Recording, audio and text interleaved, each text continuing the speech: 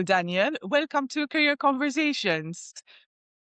Can you start by telling us a little bit about yourself and what you do? Yeah, well, basically, I am a influencer marketing manager. I basically get influencers. I have a bunch of influencers and connect them with different sports books and iGaming sites that will be interested in collaborating with them. So, Daniel, how did you get started in the iGaming industry? Yeah, I studied business administration and I started doing some account management job, and I ended up in an offshore bookie, which they gave me the role of influencer manager, which basically is very similar to an account manager. Also, while I was working as an influencer manager, I was also studying software development on the side, and then I get hooked. I love sports. I love all of this industry, and basically now that I'm a software developer, I do this as a freelance. So Yeah, yeah. okay.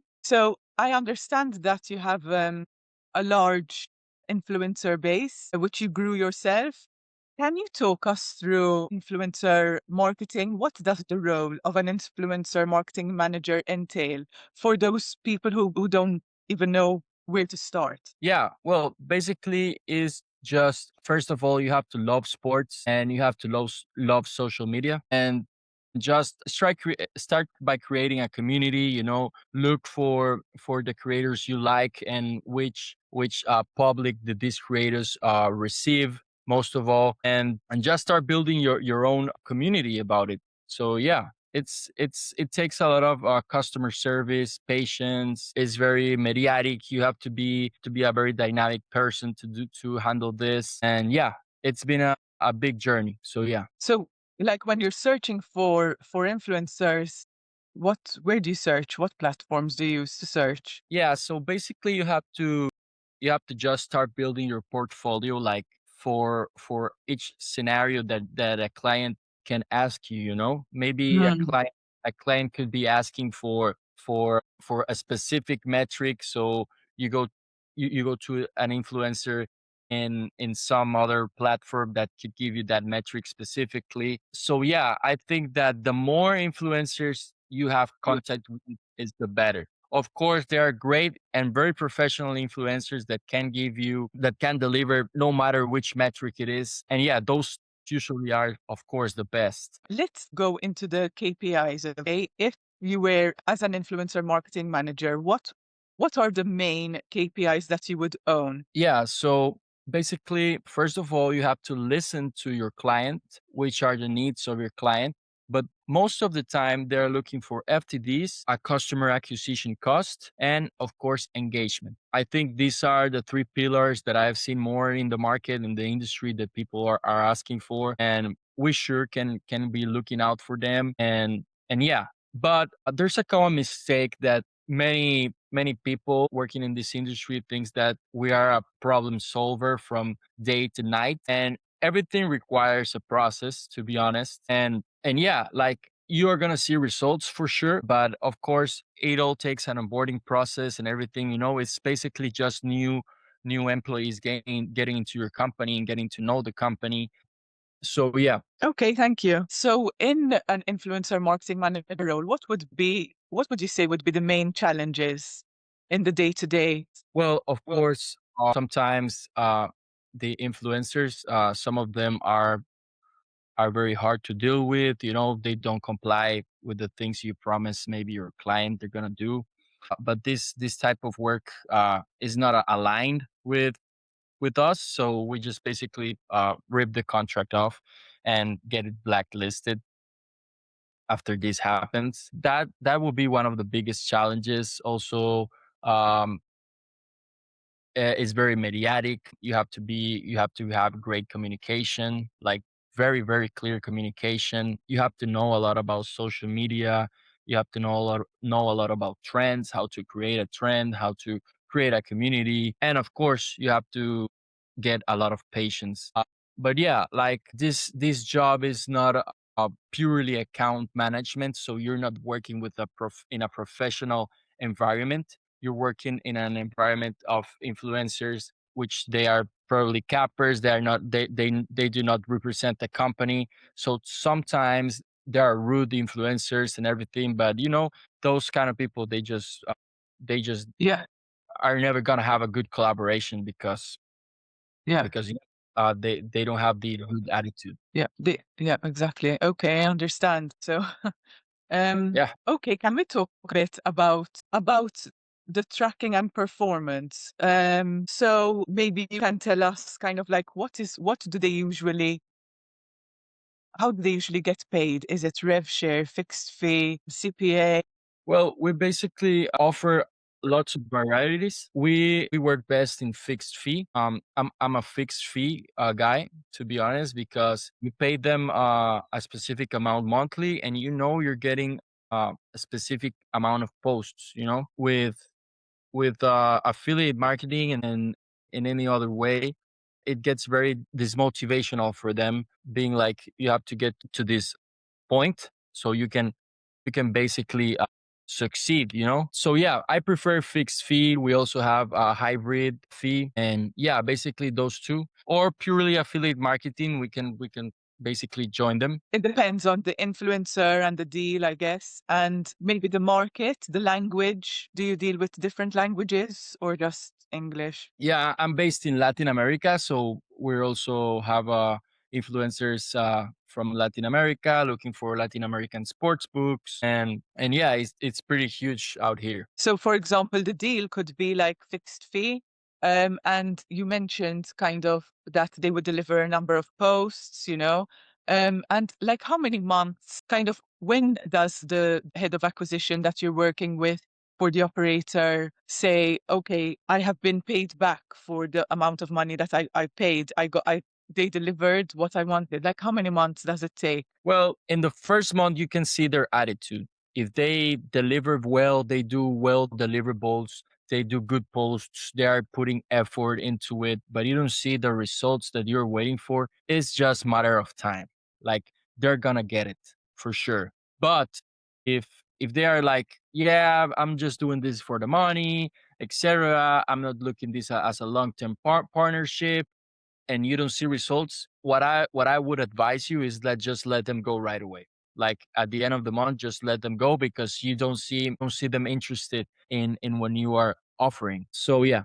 Um, Okay, so I'd say like maybe 3, 6 months it could be until maybe the numbers start coming in. Yeah, and of course the engagement is going to grow very, very, very much. Monetary wise, you will see results, I can guarantee it, but awareness is basically just immediately that it will grow your brand.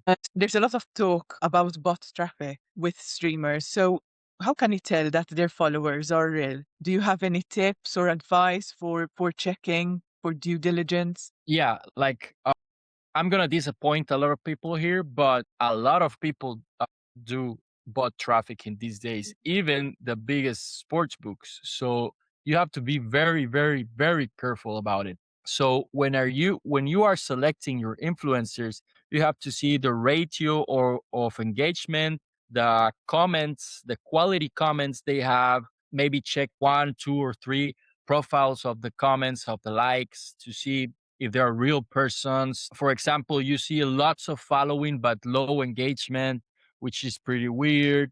You know, I think it takes you like 5 or 3 minutes to actually know they have bots or fake followers. I think is it's purely common sense. You just see their profile and you can tell like, yeah, this guy is using bots, or yeah, it could be, or maybe it could be mistaken. You see a post that gets a lot of engagement, then then you see nothing. So yeah, you have to be very careful these days about it. But yeah, just basically check the engagement, check the follower count, because many of these companies that offer you followers immediately, it's just basically that they're putting followers into your page and that's it. They're not putting any engagement, they're not putting any likes, and yeah, it's just fake numbers. And of course this type of profiles, they don't deliver anything. They don't deliver engagement, they don't deliver Please. or cost of acquisition, they don't deliver anything. So I've been there. I've screwed it up a couple of times with these guys. I totally was looking at a profile and thought it was a big one, and after that, I see they're just using bots, so they just go right away. Just they just go back. They just go away. Most of these profiles also they're not working with any other company. Because of the same thing. Maybe a company goes and hires them for 1 month, and they don't deliver any results. So they're not gonna be working with any company. So if you are planning to do that, don't do it. Okay, it's not gonna bring anything good to you more than just impressioning your peers, showing how many followers you have. Don't do it. Okay, it's much better to build a community and much more fun. It's way more fun. So, Daniel, do you have any tips for brands? Yeah. So basically, this is how I work things out, and it gives me, it had given me good results. You will basically just give the creator a creative freedom. Of course, they have to have a creative freedom because it will be weird, like you're talking to a person and they just went and tell you some message that you don't feel genuine. It has to be a genuine message. It has to Mhm. come from their hearts. I always advise my creators that they check the site, they use the site so they know all the benefits, and they just tell them like you're a friend to them, right? That's the thing. Any other brand collaborating with other brands and issues, it's all in the contract. So it's all good. Maybe sometimes a company will tell you, "Hey, I would like them that for them to say this promo code or this promotion that we're running right now, for example, for March Madness or for the Super Bowl or etc. We would love for them to say these kind of words. They can say these kind of words, but in a genuine way, okay? In a way Yeah. that feels good for the follower, for the community. They know better their community than anyone else. So you must listen to them. You must listen to them. They know what is gonna work with their followers and what is not.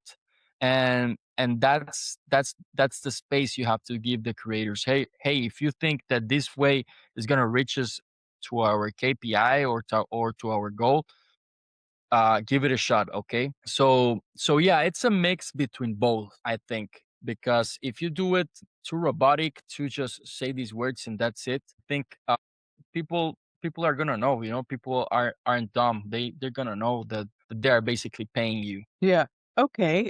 So let's move on to tools of the trade, right? Which are the top three tools that you would use to carry out your work as a influencer marketing manager? So basically, I've used Google Sheets a lot to track the engagement they have. I said it before that I'm a software developer, so there are a lot of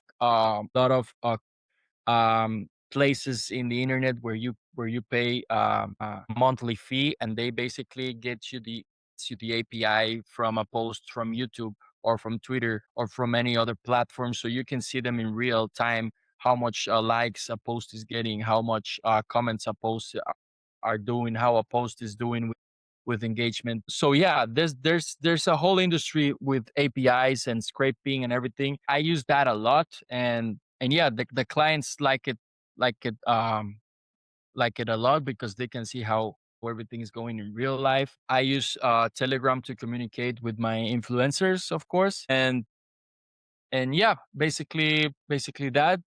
And Okay. So it's like you build your clients kind of their own dashboards. yeah, like for example, I have my dashboard with the name of a client, and I have a Google Sheets with all of the influencers' names, post per post, how is everything going in real time. You just refresh it and you see how the post is doing, how many FTDs do they have last week, and everything. And yeah, so any client of mine is gonna have access to that and can see how we're dealing with things. What makes someone stand out? Which CV are you gonna pick out? Um, Well, first of all, you have to have customer service experience. You have to be open to listening to them. And of course, I think one of the most important things is that you must know about the industry. Even though it's iGaming or sports books, you have to know about it, because if you want your client to grow, you just have to suggest new things that have worked with similar profiles before. Just be like, hey, maybe do this or maybe do that. Maybe today is gonna be a big game. Maybe you should give a pick with this one or with that one. You know, you have to be in the same frequency with that. You have to know a lot about sports and iGaming and about the industry, and just be a good communicative person, be patient and be down to work whenever they need you, you know? It's basically like being an account executive, but just with a lot of sports knowledge. So if you saw someone that had a lot of sports knowledge on their CV that they mention, specific things, you would definitely kind of contact them. Yeah, yeah, Okay. of course. And they have to work. And of course, I forgot to say this. They have to work before in social media, or maybe know how everything works. You know, that is maybe the most important thing. Would it be important that they already have a base of influencers or No, it's totally fine. I mean, maybe just if they have the will to just be sending out messages to influencers to see if they want to collaborate and build a portfolio, it's all good with that, you know. Maybe of 100 influencers that you send a message, hey, will you be down to work with me, etc., maybe just at least uh 15 are gonna answer you. So it's basically just not putting your head down, and and yeah, if they have the will to be contacting and not giving up, I don't mind them not having a big portfolio of influencers. okay, so also negotiation skills are important because once they Super get in contact with the influencer, they will need to obviously negotiate. negotiation skills are super important because sometimes the influencers think that the channel is or their page is worth a lot more than they think. So what I tell these guys is like, okay, so you think your page is worth, for example, $2,000. Okay, so I'm gonna pay you the $2,000. What are you gonna give me back? And they're like, yeah, I can give you uh uh 250 FTDs per month. And I'll say, okay, I'm gonna pay you the $2,000, but you have to give me the 250 FTDs per month. If not, you're not worth it. And they'll be like, okay, okay, okay, okay. So basically, you just have to be negotiating with them and make them see what the market is really paying for them. You know. Okay. Let's move on to what you're doing now, right? You keep talking about your clients and your services. Can you tell me, like, for example, if I'm a head of acquisition at a sportsbook company, right? Why should I work with you? What problems can you solve for me? Well, basically, we can solve that your socials are not doing that big jump, you know, into the mainstream. We can solve that immediately. We can solve that maybe you're not getting too much FTDs on the marketing side, on the social media side. Like, hey, we're not getting FTDs through social media. All of the posts that we put is not getting that much engagement. We can help you with that right away. We basically can put the word out there with lots of communities, with different sports, even teams. And yeah, we just help you spread the word basically with your sports book or your iGaming site. We also offer social media management. We have a graphic designer, we had a video editor, we have everything on board to make your company grow, because surprisingly many sports books and iGaming sites, they don't do too much on the marketing side. And I think it's very, very important, you know, these days, super important. We also run ads, which is another big industry. And yeah, we can help basically your company grow real time. Okay. When you say like social media, do you specialize in like some platforms more than others? Yeah, like if they want the whole package, we can do the whole package, all social medias. But if they ask for specifically, we can clear it off with a fee. And yeah, you know, it's totally fine. Maybe they just want to go on Twitter, or they just want to do Instagram, or they want to do both. They want to do also TikTok. So we help them with basically everything, and go in and and connect them with our influencers. And yeah, we basically help your brand grow. You know, it's very common for them to mistake us as an affiliate company, but we are more than that. Basically, we help your brand to be out there and people talking about it. Excellent. Okay. Thank you for explaining that. What is one lesson you wish you knew earlier? To be honest, that communication is key. Is like, just every time you think you're communicating something good, try to question the person that you are explaining to explain it back to you, so you know that they're on the right track and everything is going to flow right. Okay, I think that is something I wish I knew earlier, and this goes from influencer management to account management in any industry. I think it's very, very, very important for them to understand you clearly when you both are trying to transmit a message, like communicate a message basically. Okay, excellent. That's great advice. I believe communication is key in everything, in marriage and life, at Yep. work. Yeah, marriage is very, very important. Okay. Thank you so much for your time. Have a nice evening, morning. Thank you for having me, Crystal. Thank you so much. You're welcome.